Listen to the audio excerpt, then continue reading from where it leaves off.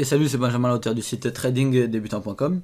Alors aujourd'hui, je voulais te parler du sujet de l'argent en trading, et en fait plus particulièrement de trader de l'argent, trader avec de l'argent que tu peux pas perdre, ou que tu n'es pas forcément prêt à perdre, on va dire. Mais avant de commencer, ce serait vraiment cool si tu pouvais t'abonner à la chaîne. Enfin, si t'aimes mes vidéos, bien sûr. En fait, si tu veux, en ce moment, apparemment YouTube est en train de changer leur algorithme de, enfin, comment ça s'appelle, dans les abonnements si tu veux.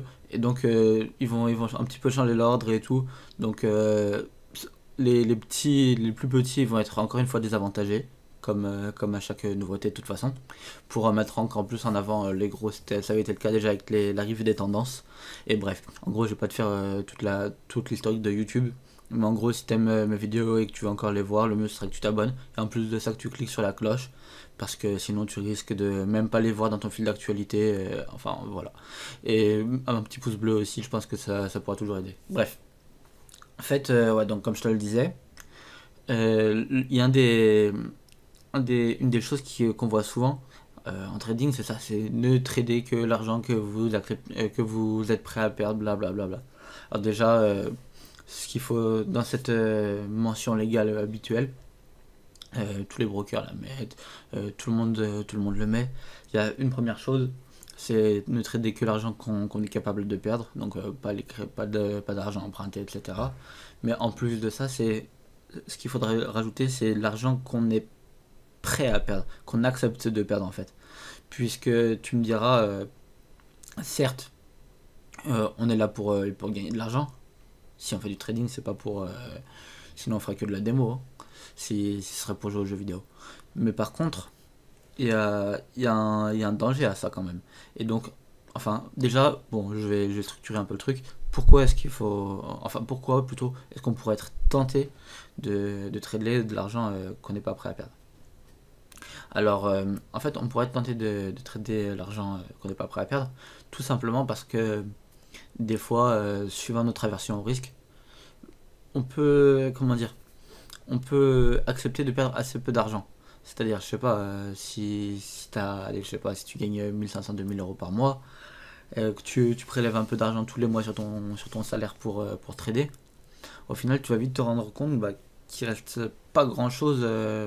Tu peux pas prendre beaucoup de risques sur chaque trade.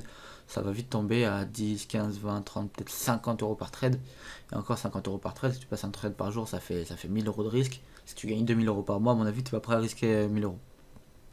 Et donc là déjà, tu vas te dire, ouais, mais si je prends, comment dire, ouais, mais si je risque, allez, on va dire 200 euros par mois, donc une moyenne de 10 euros par jour, ouais, mais 10 euros par trade, je vais rien gagner en fait. C'est vrai.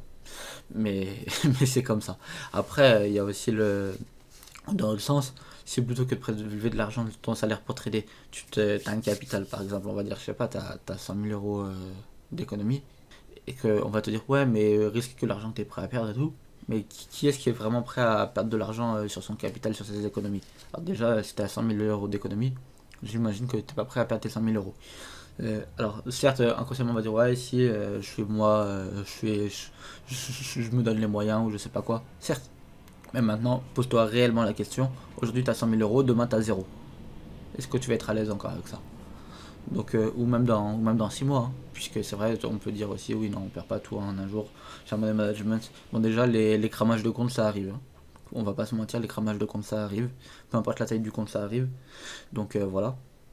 Mais même dans 6 mois, est-ce que toi qui as 5 000 euros sur ton compte aujourd'hui, demain t'as zéro, tu seras encore à l'aise avec ça? Non, je pense pas. Donc il faut vraiment se poser la question avec combien tu es prêt à perdre. Voilà, parce que sinon tu vas te dire, en fait, tu vas te dire, moi je vais pas gagner grand chose et tout, c'est vrai, mais il y a des étapes en trading comme j'en ai souvent parlé, et surtout dans un premier temps, tant que t'as pas une réelle, comment dire, un réel historique de ta stratégie, de tes réflexions et comment dire, de ta psychologie en fait. C'est-à-dire si ça fait pas 6 mois, un an que tu utilises la même stratégie, que tu vois dans quelles conditions elle est bonne, dans quelles conditions elle est pas bonne, et surtout comment tu gères les séries de pertes, etc., il y a un moment où tu vas mal finir, tu vois. Donc vraiment, faut se poser cette question-là, c'est de combien tu acceptes de perdre. Et l'argent que tu mets sur ton compte de trading, faut partir du principe que c'est de l'argent qui est perdu. vraiment. Parce que si tu commences à te dire ouais mais je vais faire des plus-values et tout machin, et en fait à chaque fois quand on entre dans un trade c'est toujours le même truc. On espère que le trade il va être gagnant, et enfin surtout si tu prends des risques, justement encore une fois des risques que tu n'acceptes pas et l'argent que tu n'es pas prêt de perdre. Puisque à chaque fois en fait c'est toujours le même, comment dire, c'est un peu comme une balance. Si ton trade, en fait à chaque fois tu vas espérer beaucoup du trade, et si le trade il est perdant, et bah tu vas être dégoûté parce que tu as perdu, et en plus parce que tu as perdu ton argent.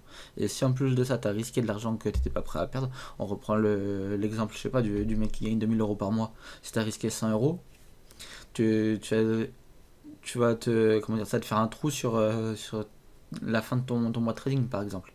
Ou même, si on prend l'exemple du mec, avec 100 000 euros sur son compte, et on va dire que il a tenu ses 1%, les 1% magiques, on va dire entre guillemets, ça me fait bien rire. Mais c'est 1%, il a perdu 1000 euros. 1000 euros, malgré tout, ça fait mal de perdre 1000 euros sur un trade quand même. Et, sur, et donc en fait, et même si tu as 100 000 euros, donc franchement, faut vraiment, à chaque trade que tu passes, déjà, faut te dire l'argent il est perdu.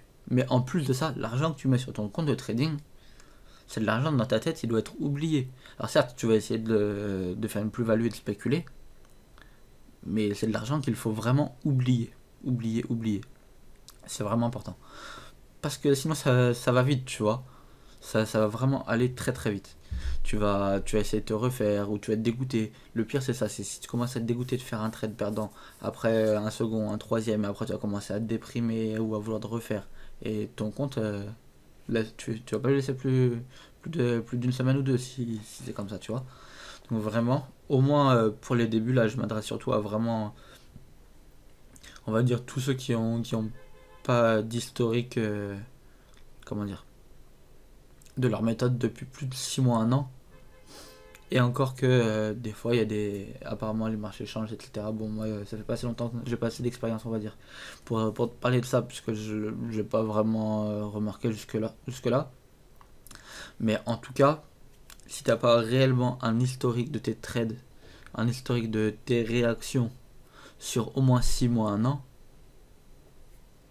c'est encore pire. Ce que je veux dire par là, c'est que, voilà, comme je te le disais tout à l'heure, dans tous les cas,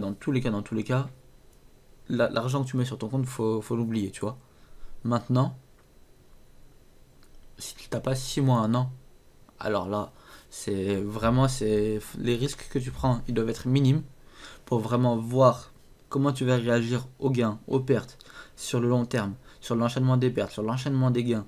Et au bout de 6 mois, un an, pourquoi pas, voir, comment dire, voir, l'évolution de ton capital, du petit capital que tu as été mettre du coup, puisque c'est vraiment de l'argent que tu étais vraiment prêt et consciemment à perdre.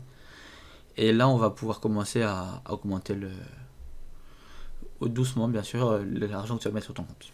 Et voilà.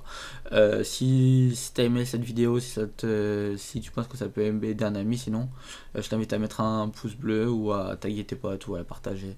Ça me fera un grand plaisir. Oublie pas de m'ajouter sur Snap. Je t'ai mis le bitmoji en début de vidéo. Et sur ce, passe de bon trade et je te dis à la prochaine. Ciao.